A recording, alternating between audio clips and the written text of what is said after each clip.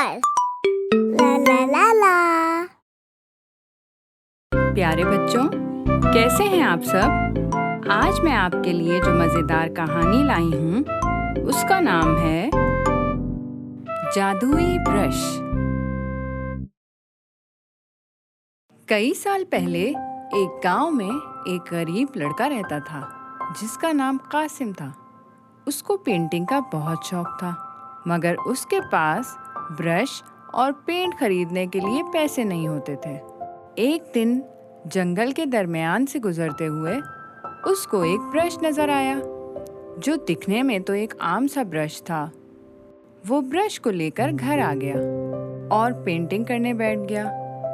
उसने कागज पर डबल रोटी का एक टुकड़ा बनाया। उसने टुकड़ा बनाया ही था कि यकायक क्या देखता है कि वो डबल रोटी कागज से निकलकर हकीकत में उसकी मेज पर आ गई और उनकी तादाद बढ़ती चली गई। कासिम ये देखकर हैरान रह गया। अब क्या था? कासिम ने उस जादुई ब्रश की मदद से गांव वालों की मदद की ठान ली।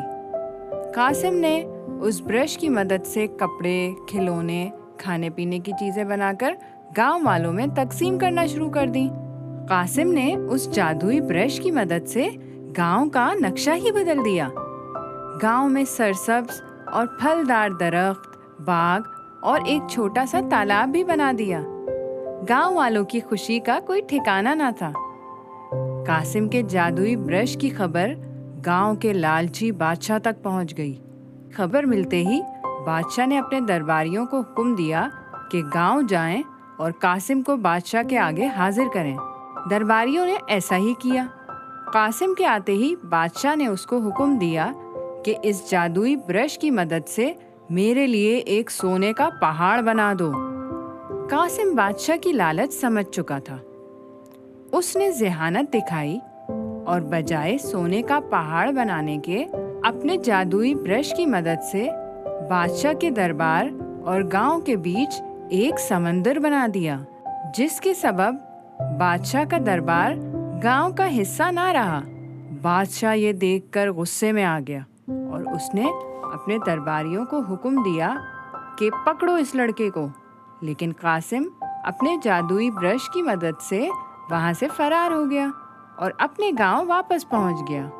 गांव वालों ने खुशी से कासिम का इस्तकबाल करा और कासिम ने वापस आकर भी अपने जादुई ब्रश की मदद से गांव वालों की मदद जारी रखी और तमाम गांव वाले हंसी खुशी रहने लगे।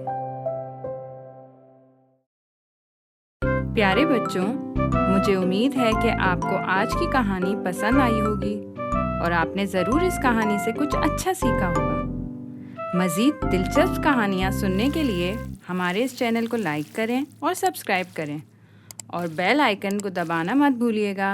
अल्लाह हाफिज़।